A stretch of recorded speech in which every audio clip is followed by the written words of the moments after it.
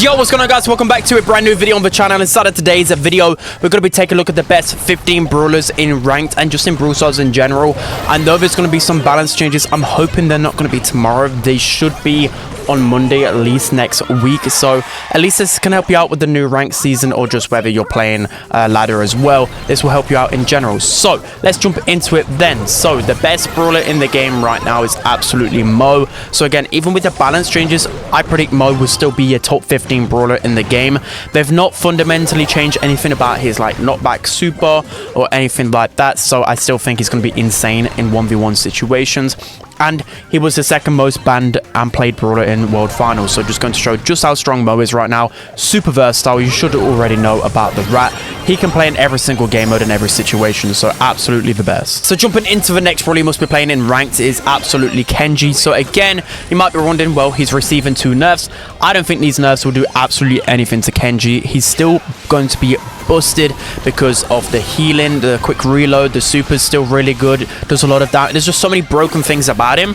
They've only really fixed a few tiny stuff, like, so he's still going to easily S tier. He was actually the most picked and banned brawler in World Finals, going to show just how good he is. And it's his versatility. Like, you even seen teams go him inside of heist. He's incredibly strong everywhere. He hardly has any counters, even the big tank counters he can make his way through. Only like Gale and a few other things are okay into him, but yeah, he's just ripping through everything right now. Still abuse Kenji. The next brawler on the list is Clancy. So again, another brawler that's receiving 2 nerfs. I'm a little bit on the edge about Clancy because a few of these nerfs look pretty harsh, but I still think in his last form, he's just unbeatable. The reason why he's so good is the fact that, especially in this meta, there's always going to be some type of assassin or aggro brawler. He can feed his level so easily, and level 3 Clancy can literally 1 versus 3. So especially on ladder, he is an exceptional brawler and still will be with the nerf. And during World Finals, he was the 3rd most banned and played brawler. So just going to show how good he is right now. Absolutely, I still think he's going to be a top 15. So next up on the list, we have Surge. So again, another brawler that's receiving a nerf pretty soon, but I don't think that's really going to change him that much. His hype charge rate is taking an extra 5 hits to get, but still, right now, currently in the meta, he's absolutely insane. He was the 4th most banned brawler and played brawler in World Finals, and he's just an absolute menace. I still think he's going to be exceptionally good. He's got 2 really good gadgets. He has a lot of HP, and he shuts down tanks so incredibly well. That's the best thing about Surge. And if you just need someone to absolutely carry with, it's always going to be Surge. So my prediction, he's always going to remain A tier, so make sure to abuse him. So next up on the top 15 list, we have Gus, and Gus is sneaking his way back into the S tier. I predicted this a couple of months ago with the damage buff. Many people didn't believe me. Well, World Finals comes around, and he's in the top 5 most banned and played brawlers because he's such a great mid brawler in gem grab, brawl ball, bounty, knockout. He just does a lot of damage, and considering his main projectile is so big and easy to hit, it's just easily like to chain the damage, you know, literally like 5 shots can do 10k damage. You've got the gadget on top of that, which deals that extra damage with the buff. And it's Gus. He's not receiving any nerfs because he's not really that much of a toxic brawler, so you can always be safe in going him. I think is excellent in this meta. So next up on the best brawler list, we have Angelo, and I just knew, again, months ago, even with no real balance changes, he's just been creeping up the meta ever so slightly. He's also got a poison secret buff where he's able to get his super back more effectively, so now it takes him less than 2 big shots, you know, with your poison to cycle through to super, which is exceptional. In terms of picks and bans as well, I've just took a look. He's in the top 6, which I didn't even notice. Just so many good maps for him inside of ranked. And again, he's one of the brawlers that I just end up banning a lot of time in ranked because he's so toxic. You think of like Canal Grande, any map with water, he's the best brawler, like hands down, because he's so hard to kill and he hits so hard. So Angelo is definitely in the top 10. So next on the list, we have Gene. So another brawler that is in the top 10 in terms of picks and bans in World Finals, but Gene has just always been super consistent in ranked. Again, the average player might struggle with him, but Gene's just so effective in knockout and bounty because that pool a lot of times will guarantee a kill or at least pressure, so you can get a lot of presence on the map. You've also got the fact that he's really good in quick fire. He's like the best brawler there, so he's going to be even better in ranked. And you've also got the hype charge, which isn't like exceptional, but at least like you can get additional movement speed and push into the opponents much quicker. I think there's so much versatility to Gene, so he's easily in the top 10. So next up on the list, we have Frank. So he's receiving a damage nerf, but again, I don't think that's going to impact him too much. I'd have liked to see some change to his hypercharge because he's still an absolute menace. In draft, even with some tank counters, he can just bully his way up the map. There's just any map with walls, he's able to get so much positioning because of course of how much HP he has. He cycles through his hypercharge so quickly, enables him to win so many matchups, and I think there's only really a few big Frank counters out there, you know, like Primo, Clancy can be good into him, but outside of that, he can always just work his magic. So I think Frank is easily top 15. Next up on the list, we have Daryl. So he recently got a hypercharge, even though it pretty much sucks. At least he gets that stat boost. We're thinking of clutch situations in knockout, for example. That shield boost can come in so clutch. Even just the speed boost, enabling you to get up the map so much quicker.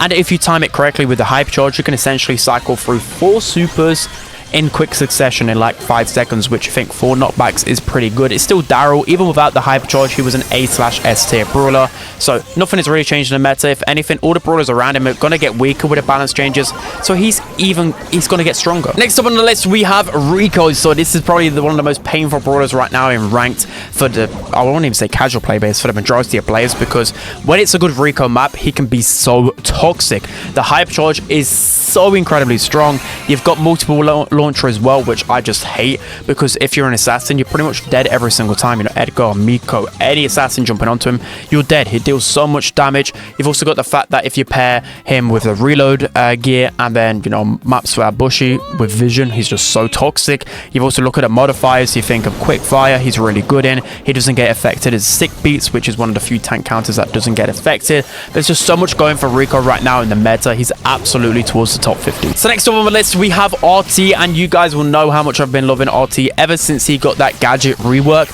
and now he's got another rework where he can float over water. So it's not been the biggest of differences, but it's still a nice change, and it's going to help him on some maps like Canal Grande, for example.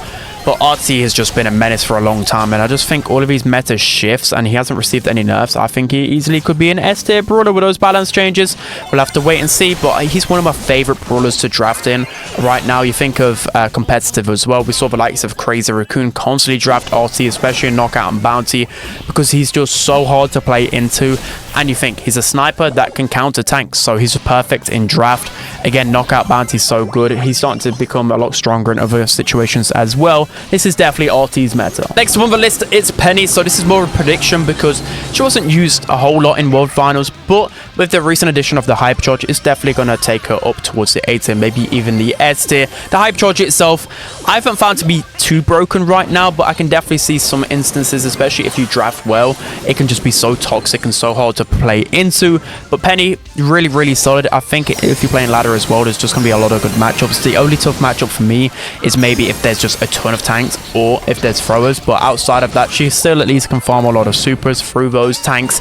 And I think the good thing about Penny with the range buff recently is that she's super versatile. That's one of her best use cases, so you can play her in pretty much every single game mode. She's definitely towards the top of the meta. So next up in the top 15, we have Max, and Max is again one of those ranked brawlers where sometimes you won't think that she's going to do all the carrying, but the Hype Charge does most of the carrying, and she's an enabler, so she's just so good at, you know, pushing your Franks up the map, your aggro brawlers into better positions. She's good at overwhelming certain compositions. Max also hardly has any bad matchups, so perfect brawler to draft in ranked.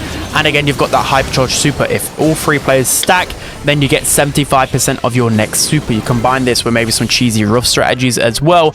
She's a perfect brawler. She's never really going to fall off as well. No nerfs in the recent balance changes, so I still predict easily she's going to be around the 8 tier. Next up in the top 15, we have Byron. So recently he was kind of broken being able to heal pets, but that's been fixed. But he's still an exceptionally strong brawler because, again, brawlers around him are going to get balance changes, whilst Byron is still untouched. And Byron is still insanely versatile. You can never go wrong with maxing out Byron right now because he can just pretty much do everything. I was surprised he was only in the top 30 in terms of picks and bans in monthly finals, but he had like an 83% win rate. We saw like Humble using a lot of Byron with some good synergies. The good thing about him, again, he's like an enabler, so he can help those tanks or just aggro brawlers push up. Again, Byron's so easy to hit with his projectiles as well. His super can just be so good and he can cycle it so effectively. There's just so many pros to Byron. He's easily in the meta still. And closing off the top 15, we actually have kind of two joint brawlers here. So we have Stu and Juju. So both of these brawlers are going to be exceptional in this meta. Juju, I need to test out a bit more. I think Juju is still probably going to be like an S tier brawler, but I feel like I might have overrated a little bit her super. It doesn't seem too accurate. We'll have to test out even more in the coming days. Again, I've been away in Finland, so it's been pretty hard. But Stu, absolutely. Stu was being played so much in monthly finals or just being banned because there's so many good maps for him. And then now you've got the hypercharge. So again, in bad matchups, you're not going to get the hypercharge, but if it's just one brawler you can feed off, you're going to get multiple hypercharges. And if you have low ping, you're going to be able to just abuse so many matchups. I think Stu's going to be sleeper pick, and people are going to realize just how good he is in this meta. So that's going to be it for today's video, guys. Let me know whether I missed out on any of these top 15 brawlers. Again, some of these will be like predictions, but at the same time, I think most of the nerfs coming in the game haven't really made won't make the biggest impact, and the buffs won't really make too many shifts in the meta. So yeah, still going to pretty much stay the same. Hope you guys enjoyed. Don't forget to like, comment, and subscribe, and I'll see you guys next time.